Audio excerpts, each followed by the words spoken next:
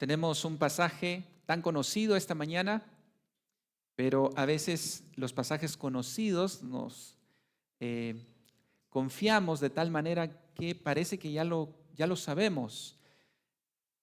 Ya tenemos las lecciones de Dios en este pasaje. Sin embargo, cada vez que estudiamos la Biblia, Dios tiene algo nuevo para decirnos.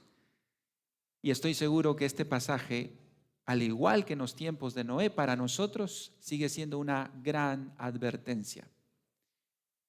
Vamos a tener dos puntos principales. Lo primero, vamos a ver el contexto y los preparativos del arca, este megaproyecto de construcción que Dios le ordenó a Noé. Y en segundo lugar, veremos el megadiluvio, cómo Dios permitió que toda la raza humana, a excepción de 8 personas, no, todos los demás murieron. La historia del arca de Noé no es una historia romántica, no es una historia agradable, es una historia que habla de la ira de Dios sobre el pecador, sobre la generación malvada de los días de Noé, que no es diferente a nuestra generación. Quisiera que viéramos entonces el contexto en el que se da este pasaje y veamos en el versículo 9, mis hermanos, cómo es este contexto. Dice en nuestras Biblias, el versículo 9 inicia diciendo: estas son las generaciones de Noé. Noé, varón justo, era perfecto en sus generaciones. ¿Y qué dice la última frase? Con Dios caminó Noé. ¿A quién le recuerda eso? ¿A quién estudiamos que caminó con Dios? Y Dios se lo llevó, Enoc. Enoc. Aquí tenemos a otro personaje que caminó con Dios. ¿Y qué implica a nivel práctico caminar con Dios? No era justo, era perfecto, era un hombre íntegro, era un hombre santo. Caminar con Dios no es algo romántico, no es una teología abstracta. Caminar con Dios no es ser religioso. Caminar con Dios tiene que ver con nuestro día a día, y el fruto de caminar con Dios es santidad, es integridad. ¿Significa entonces que Noé podía llegar a Dios por sus propios méritos? Fíjense que no. No sé qué es lo que está ahí en el sonido.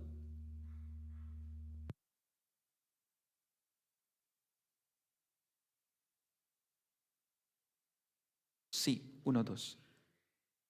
¿Qué significa entonces caminar con Dios? Significa vivir en integridad, en santidad.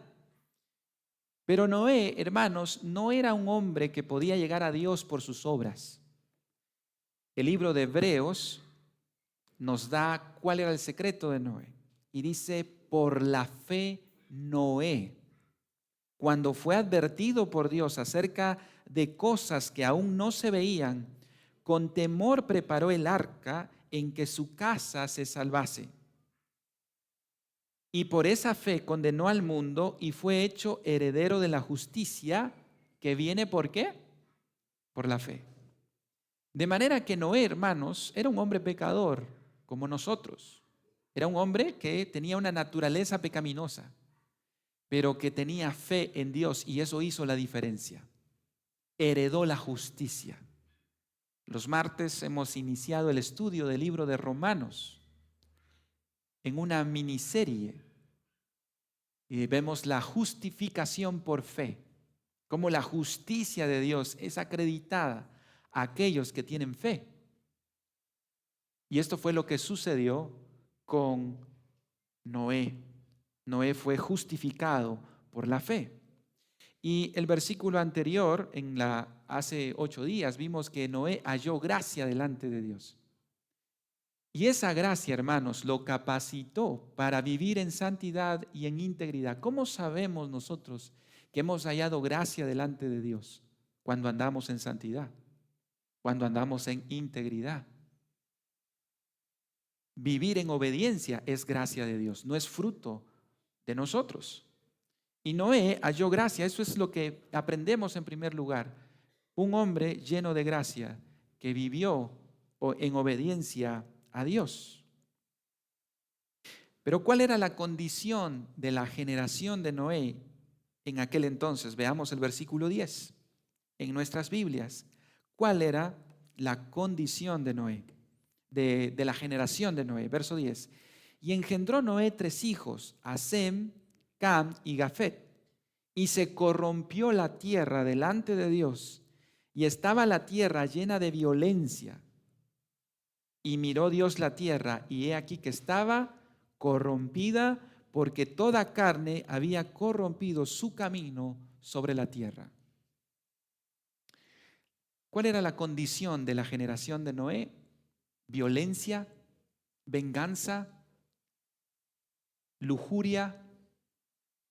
¿Se recuerdan cómo la simiente piadosa, vimos la semana pasada, se mezcló con la simiente de la serpiente? La promesa de Dios era que de la simiente piadosa vendría uno que aplastaría la cabeza de la serpiente. Pues resulta que para Génesis 6, la simiente de la serpiente estaba sacándole simiente a la simiente piadosa. Vimos la semana pasada que estos fueron matrimonios mixtos entre creyentes y paganos. Y esto hizo que se perdiera el temor de Dios. La serpiente estaba sacando simiente de la simiente piadosa y los estaba llevando a la rebeldía en contra de Dios. ¿Cuál fue el factor que los hijos de Dios se unieron en matrimonio a las mujeres paganas de los descendientes de Caín? Porque eran hermosas. La cualidad física, la belleza física fue lo único que les llamó la atención y no les importó cómo estaba su corazón. ¿Cómo estaba la sociedad entonces en tiempos de Noé? Exaltaba la belleza física, la estética, por encima del carácter, por encima del corazón. ¿Se parece nuestra sociedad a esa sociedad? ¿Hay violencia en nuestros días? ¿Hay maldad? Por supuesto que sí. Los nuevos templos son los gimnasios, donde todo el mundo quiere estar fit y adoramos eso más que el carácter. Adoramos más la belleza exterior que la interior. Nos gusta más el envase más que el corazón. Así es que nuestra sociedad no es diferente a la sociedad de Noé.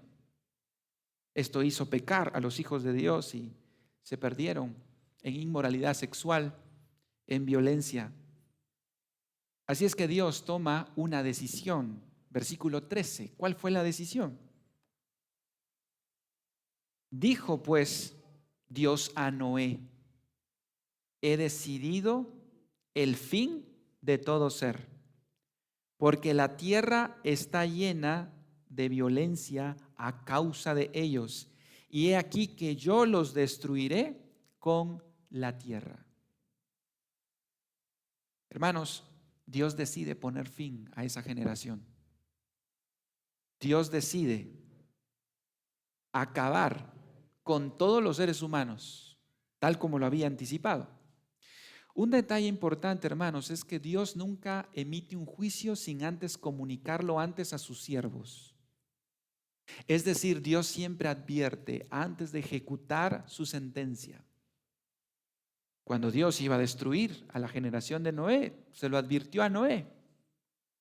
Cuando Dios iba a destruir a Sodoma y Gomorra, ¿a quién se lo dijo? A Abraham. Cuando Dios iba a destruir el imperio de Babilonia, ¿a quién se lo anticipó? Al profeta Daniel. Cuando Dios iba a destruir a Jerusalén y no iba a quedar piedra sobre piedra, se lo anticipó a sus discípulos. Dios siempre advierte una destrucción que vendrá. Lo interesante del caso es que Dios ha hecho una última advertencia. Y es que este mundo va a ser destruido también. Este mundo también va a ser destruido. Y Dios lo ha advertido. Pasó con la generación de Noé, pasó con Sodoma y Gomorra, pasó con Canaán, pasó con Egipto, pasó con los babilonios y también va a pasar con Guatemala. Así es que si viene un profeta en TikTok y le dice, para Guatemala viene bendición, prosperidad, no sé de dónde es ese profeta, pero no es de Dios. Porque los falsos profetas prometen prosperidad y bendición sin llamar antes al arrepentimiento. Y aquí lo vemos en este pasaje. Así es que Dios le va a encargar hacer un megaproyecto a Noé como advertencia del juicio que vendría. Veamos las instrucciones del arca, verso 14. Verso 14 dice, hazte un arca de madera de gofer, harás aposentos en el arca y la calafatearás con brea por dentro y por fuera. Y de esta manera la harás. Dios le da las medidas. De 300 codos la longitud del arca, de 50 codos su anchura y de 30 codos su altura. Una ventana harás al arca y la acabarás a un codo de elevación por la parte de arriba y pondrás la puerta del arca a su lado y le harás piso abajo, segundo y tercero. Y he aquí que yo traigo un diluvio de aguas sobre la tierra para destruir toda carne que haya espíritu de vida debajo del cielo. Este es un megaproyecto. Dice 300 codos de longitud o de largo, 50 codos de ancho y 30 de alto. Si los pasamos a metros para tener una idea de cuánto iba a medir, sería, hermanos, esa arca mediría de largo 133.5 metros. Más o menos empezaría aquí en la calle y abarcaría 2 cuadras para allá el arca, de largo.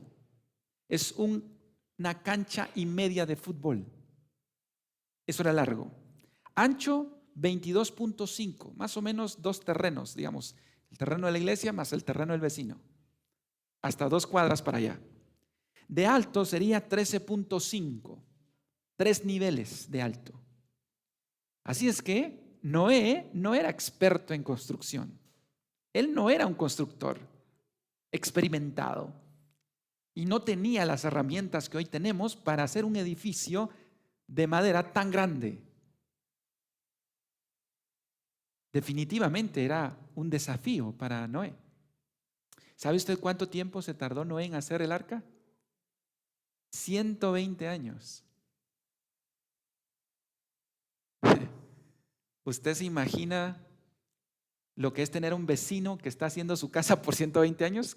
Bueno, casi duran así nuestras construcciones, ¿verdad? Echamos una columna, 6 años después otra columna.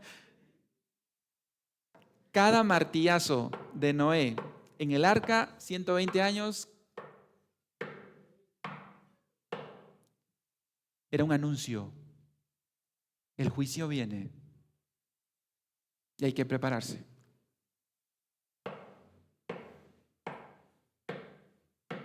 $120 años escuchando martillazos, cortes.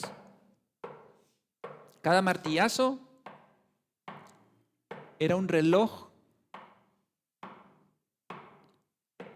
que venía hacia atrás.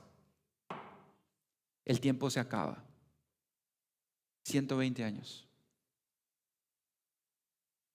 En las instrucciones, Dios le dice que haga una ventanita. Que Dios en las instrucciones le da medidas. Pero se dio cuenta, hermano, que no tenía timón. Dios tampoco le ordena tener velas. Porque este barco estaba diseñado para flotar, no para ser navegado.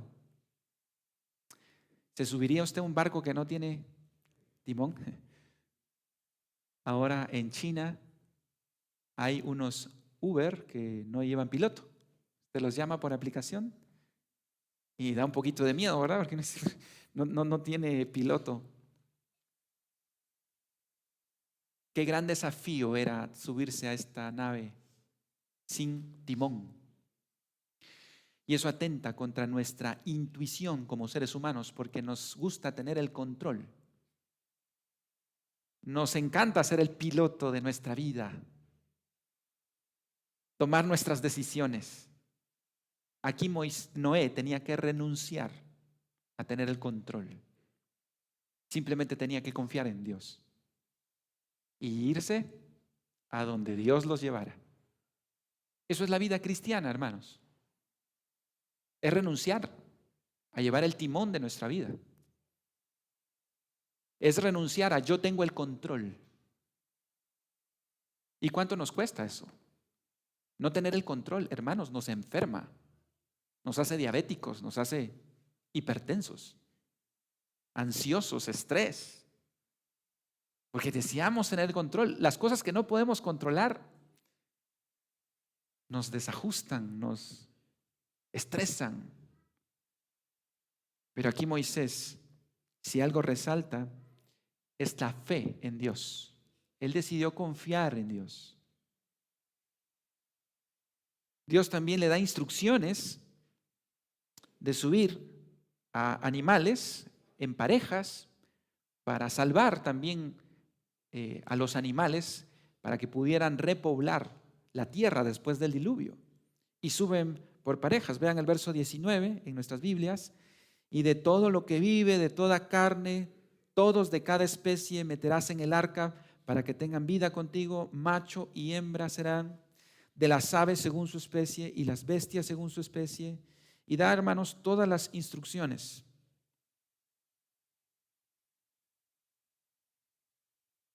Y así lo hizo Noé. Tenía 120 años para terminar el arca, empezar a subir. ¿Quiénes entraron en el arca?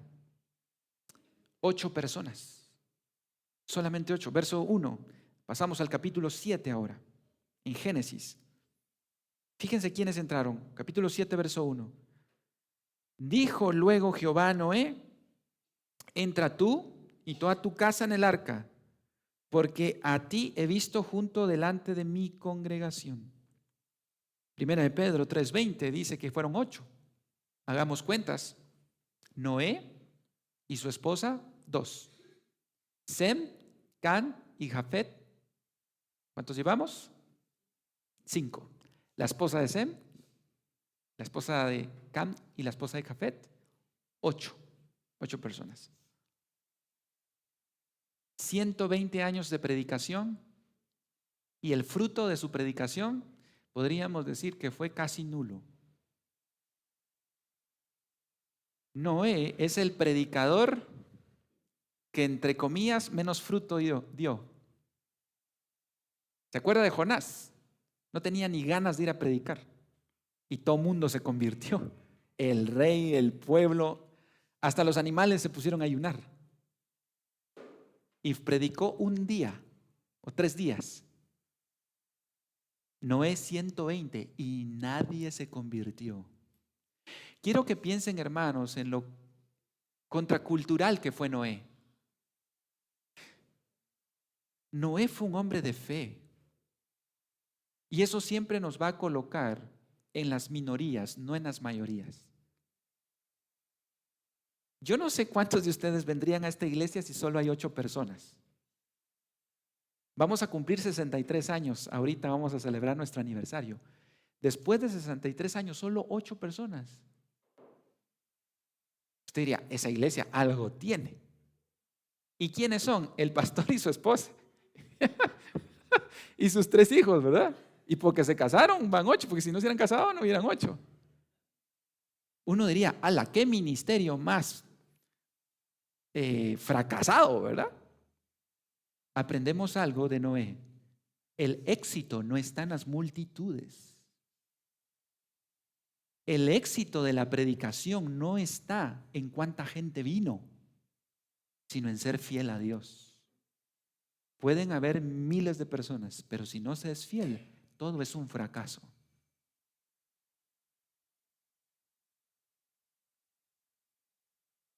No se trata de la cantidad, y Noé es un claro ejemplo de esto. Se trata de ser fiel. Y eso lo aprendimos con Enoc también. Él caminó con Dios cuando no era una moda caminar con Dios. Él caminó con Dios cuando no era seguro caminar con Dios. Noé no fue parte del montón. Él se mantuvo fiel. ¿Cuánta crítica recibió Noé? Mano, estás loco. ¿Cómo se te ocurre dedicarte a este proyecto 120 años? Ahora imagínense Noé construyendo el arca 10 años y no llovió, 20 años y no llovió, 50 años y no llovió. Yo no sé si en algún momento Sem le dijo, papá, ¿está seguro que va a llover, verdad? Porque ya llevamos 50 años y aquí puro desierto. Ese es otro detalle, porque muchos comentaristas dicen que nunca había llovido hasta ese momento.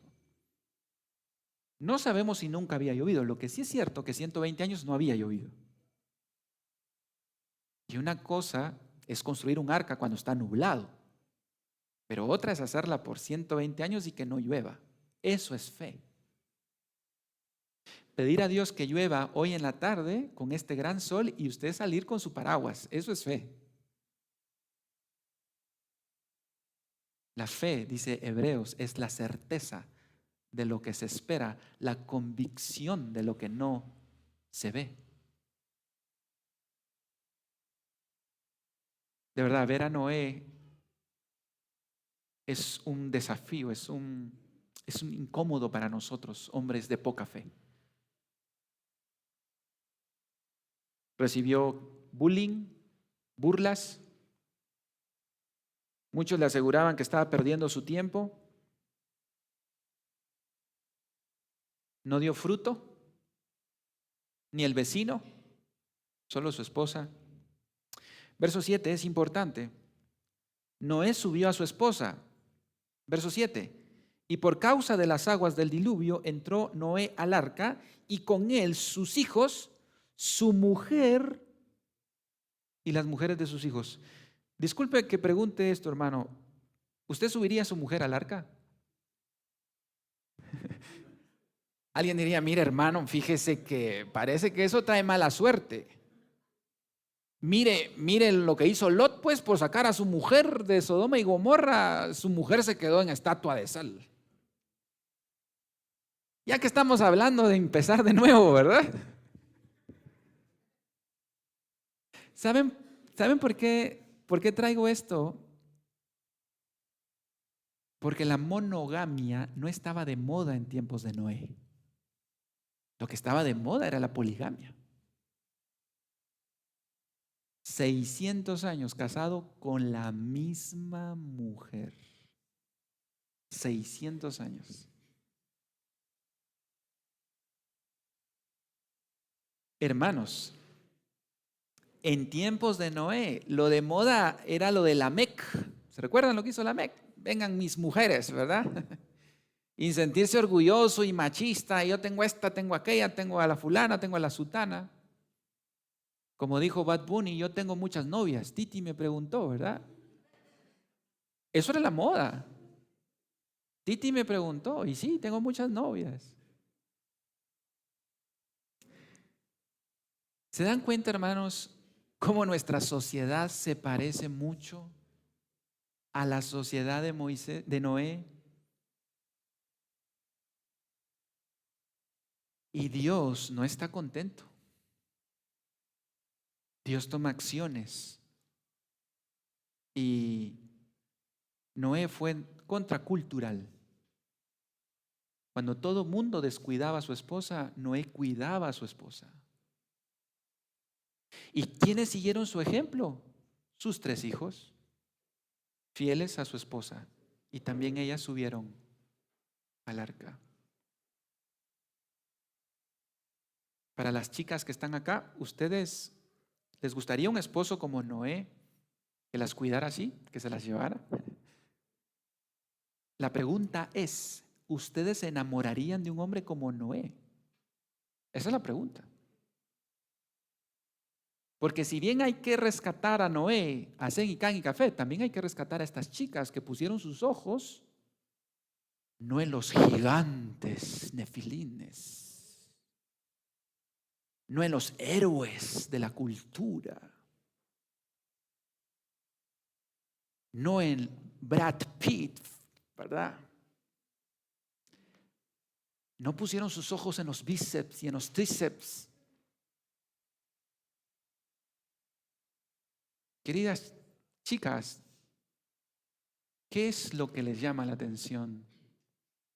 Porque también hay nefilines hoy. Hay que rescatar a esa mujer que le creyó a Dios también y amó a su esposo. Hermanos, cualquier mujer hubiera dicho, Noé, tú estás loco.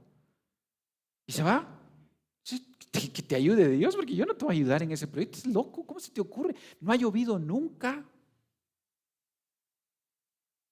Pero estas mujeres también fueron piadosas y le creyeron a Dios y honraron a su esposo.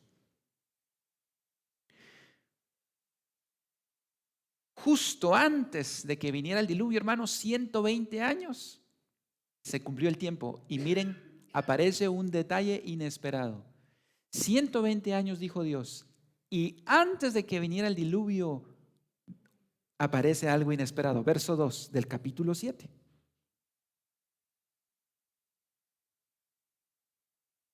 De todo animal limpio tomarás 7 parejas, macho y su hembra. Mas de los animales que no son limpios, una pareja, el macho y su hembra. También de las aves de los cielos, 7 parejas, macho y hembra, para conservar vida la especie sobre la faz de la tierra. Fíjense, verso 4, lo inesperado. Porque pasados, ¿qué dice? Aún 7 días, yo haré llover sobre la tierra 40 días y 40 noches. Y raeré de sobre la faz de la tierra a todo ser viviente que hice. E hizo Noé conforme a todo lo que le mandó Jehová. Hermanos, pasaron los 120 años y Dios dice, voy a dar 7 días. Es increíble la paciencia de Dios. Uno hubiera ejecutado ahí mismo. Pero después de 100, todavía dio 7 días más. Dice Lamentaciones 3:22, por su misericordia no hemos sido consumidos. Y hay una frase de Hebreos que dice, quiero que noten esta parte que está aquí. Por la fe Noé, cuando fue advertido por Dios acerca de cosas que aún no se veían, con temor preparó el arca en que su casa se salvase. Y por esa fe, ¿qué dice? Condenó al mundo. Noé, por esa fe, condenó al mundo y fue hecho heredero de la justicia que viene por la fe.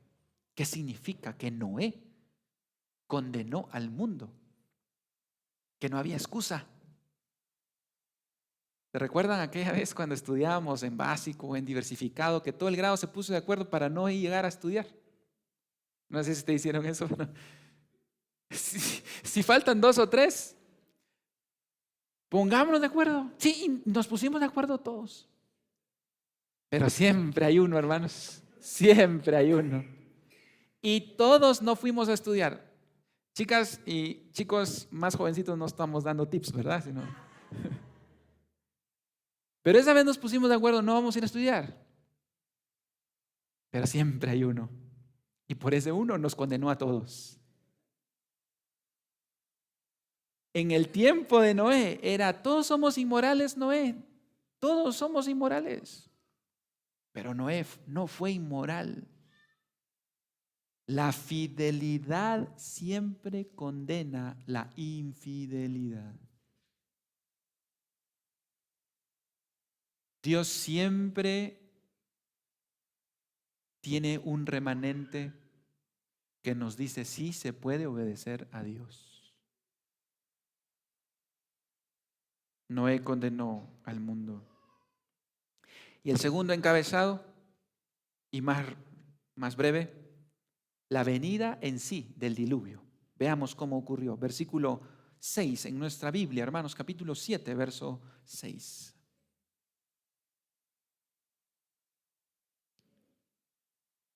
Era Noé de 600 años cuando el diluvio de las aguas vino sobre la tierra.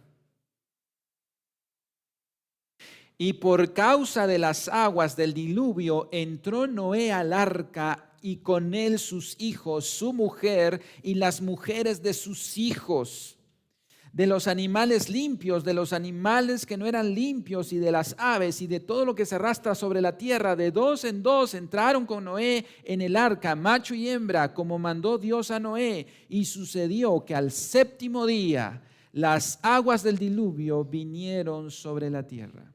Pregunto, ¿qué había más en el arca? ¿Seres humanos o animales? Wow. Al final de cuentas, se salvaron más animales que personas. Aquí hay una paradoja, ¿verdad, hermanos? Aquí hay una ironía, perdón. Que los animales hayan sido más obedientes que nosotros los seres humanos. Y hay pasajes en la Biblia que nos dicen que podemos sacar muchas lecciones de los animales.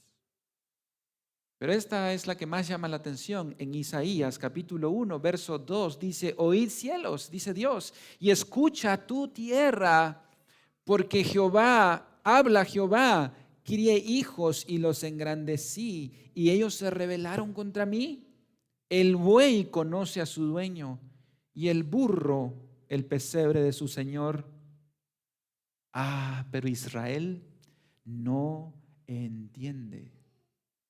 Mi pueblo no tiene conocimiento. ¿No es esto humillante, hermanos, para nosotros? Que los animales a veces sean más obedientes. Y es cierto, un animal conoce a su dueño y lo honra. Pero muchas veces nosotros no entendemos que nuestro dueño es Dios.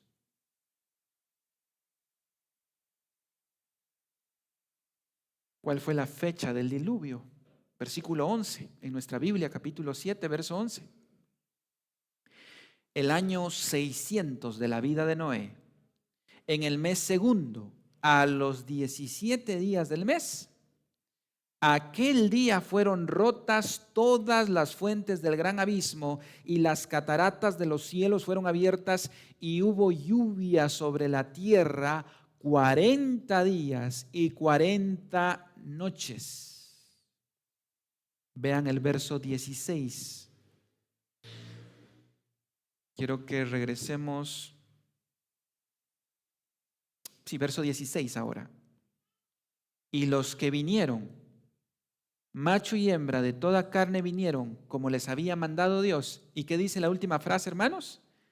Y Jehová le cerró la puerta. Es interesante que no fue Noé quien cerró la puerta. Fue Dios. Noé realmente no podía cerrar la puerta. Era demasiado grande. Dios cerró la puerta. Para los que estaban afuera no pudieran entrar y los que estaban adentro no pudieran salir. No había vuelta atrás. Dios cerró la puerta y ya nadie pudo entrar. La Biblia nos habla que hay una puerta que también Dios va a cerrar. ¿Se recuerda el camino angosto? Jesús dijo: entrad por la puerta angosta, porque ancho es el camino. Es angosta, pero está abierta. Pero un día va a pasar lo mismo. Dios va a cerrar la puerta y ya no habrá más oportunidad ni más tiempo. ¿Cuánto duró el diluvio con estas lluvias fuertes? Para empezar, verso 12. Verso 12. Dice, y hubo lluvia sobre la tierra, ¿qué dice? 40 días y 40 noches. Pero vean el verso 24, hermanos, corramos un poquito hasta el verso 24. Y prevalecieron las aguas sobre la tierra, ¿cuánto tiempo? 150 días. Que la tierra pasó llena de agua. ¿Cuántos son 150 días? Aproximadamente 5 meses. Llena de agua la tierra. Esos primeros 40 días se rompieron las aguas en el cielo, pero posiblemente también en el mar. Y toda la tierra fue llena. 150 días, 5 meses. ¿Hasta dónde subió el agua en la tierra? Versículo 17. Y fue el diluvio 40 días sobre la tierra, y las aguas crecieron y alzaron el arca y se elevó sobre la tierra, y subieron las aguas y crecieron en gran manera sobre la tierra, y flotaba el arca sobre la superficie de las aguas, y las aguas subieron mucho sobre la tierra, y todos los montes altos que había debajo de los cielos fueron cubiertos. 15 codos más altos subieron las aguas después que fueron cubiertos los montes. O sea, 7 metros más arriba de los montes llegó el agua. No podríamos pensar, digamos, que el agua, si pensamos en el Everest, el monte en el 2026 más alto, 7 metros más que el Everest, porque no sabemos qué montañas, la configuración geológica de Génesis 6 no era la misma de nosotros. Pero el punto es verdad que las aguas llegaron a cubrir los montes más altos de aquel entonces. ¿Cuántos murieron? Verso 21. Y murió, fíjense la palabra toda y todo que se repite. Y murió toda carne que se mueve sobre la tierra, así de aves como de ganados y de bestias, y todo reptil que se arrastra sobre la tierra, y todo hombre, todo lo que tenía aliento de espíritu de vida en sus narices, todo lo que había en la tierra murió. Así fue destruido todo ser que vivía sobre la faz de la tierra, desde el hombre hasta la bestia y los reptiles y las aves del cielo, y fueron raídos de la tierra, y quedó solamente Noé y los que con él estaban en el arca. Énfasis, toda carne, todo ser viviente, todo monte, debajo de todos los cielos, todo lo que tenía aliento de vida. Esta fue una gran masacre. ¿Dónde quedaron los nefilim? Yacían flotando en el agua. ¿Dónde quedaron las mujeres hermosas de capítulo 6, verso 1 y 2 y 3? Ahora yacían flotando. ¿Dónde quedaron los descendientes de Caín, los grandes hombres del mundo del arte? Yacen flotando en el agua. ¿Dónde quedaron las grandes construcciones? Caín tuvo un hijo y edificó una ciudad. Quedaron destruidas. ¿Dónde quedaron las vacas y las ovejas de aquellos hombres? Yacen muertas en el agua. ¿Dónde quedó la vanidad de aquella cultura?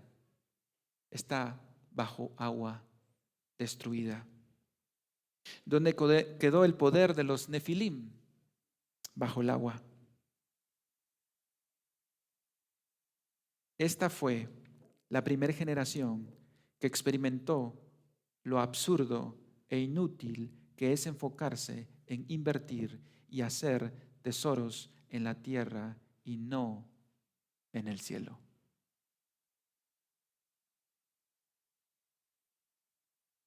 Si usted pudiera llegar a Venezuela el 24 de junio a las 12 del mediodía y pararse frente a Venezuela y decirles: a las 6 de la tarde vas a perder tu casa y tu carro, y tu trabajo, y tu familia, ¿qué le dirían en ese momento?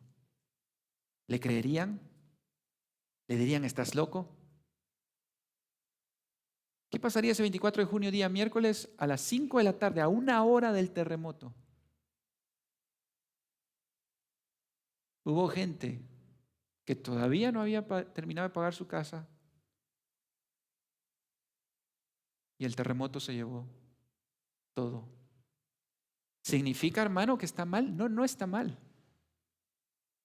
Lo que está mal, hermanos, es que nuestro corazón esté acá y no esté allá, porque lo perdieron todo. Y quiero terminar hablando de que Génesis 6 es una advertencia para Guatemala 2026, porque se aproxima también un diluvio, pero no de agua, sino de fuego. Cuando Jesús habló de su segunda venida, dijo lo siguiente en Mateo 24, verso 36. Pero del día y la hora nadie sabe, ni aun los ángeles de los cielos, sino solo mi Padre. Mas como en los días de Noé, fíjense cómo conecta Jesús su segunda venida con Génesis 6. Mas como en los días de Noé, así será la venida del Hijo del Hombre, porque como en los días antes del diluvio estaban comiendo y bebiendo, casándose y dándose en casamiento, hasta el día en que Noé entró en el arca y no entendieron hasta que vino el diluvio y se los llevó a todos, así también será la venida del Hijo del Hombre. ¿Y por qué hablo de un diluvio de fuego? Pedro conecta el diluvio en agua y el diluvio que viene de fuego. Segunda de Pedro, capítulo 3, verso 5. Estos ignoran voluntariamente que en el tiempo antiguo fueron hechos por la palabra de Dios los cielos y también la tierra que proviene del agua y que por el agua subsiste, por lo cual el mundo de entonces pereció anegado en agua, haciendo alusión a Noé. Pero los cielos y la tierra que existen ahora están reservados por la misma palabra, guardados ¿para qué? Para el fuego en el día del juicio y de la perdición de los hombres impíos. Pero el día del Señor, verso 10, vendrá como ladrón en la noche, en el cual los cielos pasarán con gran estruendo y los elementos ardiendo serán deshechos y la tierra y las obras que en ella hay serán quemadas. Puesto que todas estas cosas han de ser deshechas, ¿cómo no debéis vosotros andar en santa y piadosa manera de vivir, esperando y apresurándoos para la venida del día de Dios, en la cual los cielos encendiéndose serán deshechos y los elementos siendo quemados se fundirán? Pero nosotros esperamos, según sus promesas, cielos nuevos y tierra nueva en los cuales mora la justicia. Hermanos, estamos en la última semana también nosotros. También estamos en el último tiempo. ¿Y cuál es el arca que nos puede salvar de este diluvio de fuego? Cristo. ¿Ya se subió usted al arca? ¿Ya se puso a cuentas? La iglesia es el cuerpo de Cristo. Cada domingo que nos reunimos es ese martillazo de cuenta regresiva de que el tiempo se acaba. Y los vecinos ven y la gente pasa y se queda viendo y dicen, ¿y esa gente? Domingo en la mañana es para dormir. Estamos aquí congregados anunciando que el juicio viene. Pero hermanos, ¿sabe que 8 personas no pudieron haber construido el arca? Moisés contrató personas para este proyecto que trabajaron en el arca pero que no se salvaron. Lamentablemente hay muchos trabajando en la iglesia que están en la iglesia pero no están en Cristo y que se van a quedar. ¿Cuánto más nosotros debemos vivir santa y piadosamente? Dice este texto. Yo le pregunto, ¿dónde está usted en esta historia? ¿Usted sería de los que se ahogaron? ¿Usted era uno de los gigantes? ¿De los Nefilim? La pregunta es, ¿dónde está usted en este momento? ¿Está trabajando en el arca?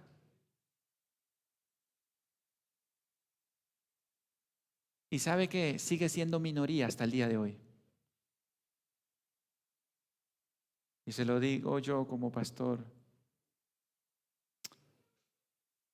Es minoría las personas que quieren invertir en el arca. La mies es mucha, obreros pocos. ¿Dónde está usted hoy? ¿Está trabajando en el arca? ¿Está preparándose para esta destrucción que viene? ¿O su corazón está en este mundo? Dice Santiago, almas adúlteras, ¿no sabéis que la amistad con el mundo es enemistad contra Dios?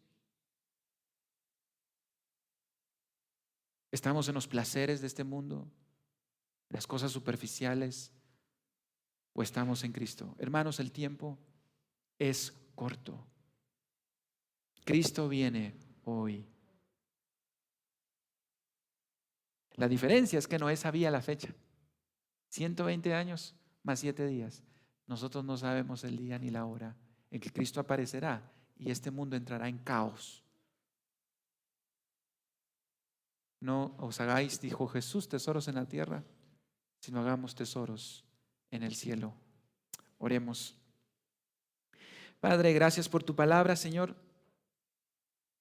Qué gran desafío nos queda hoy de santificarnos, de purificarnos, porque el tiempo es corto.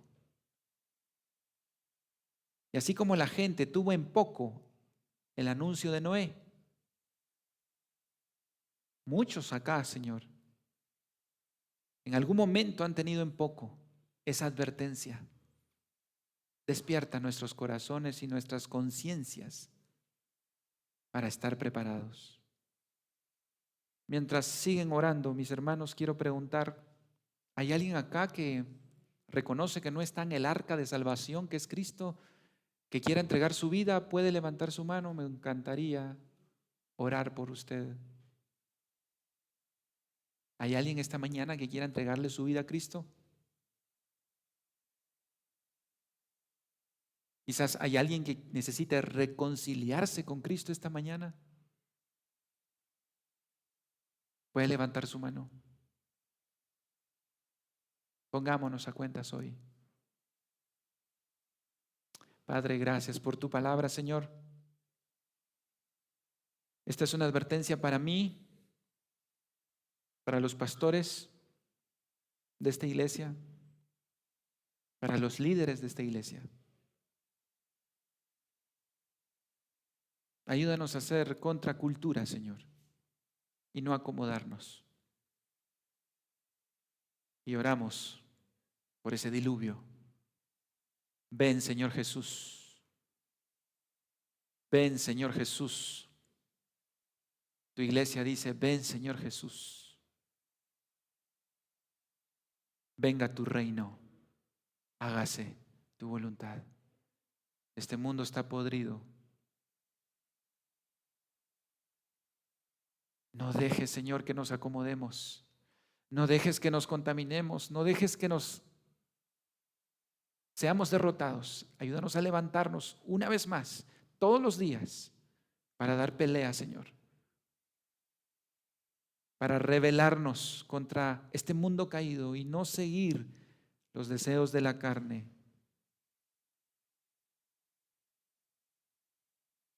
Que nuestra fe nunca se apague.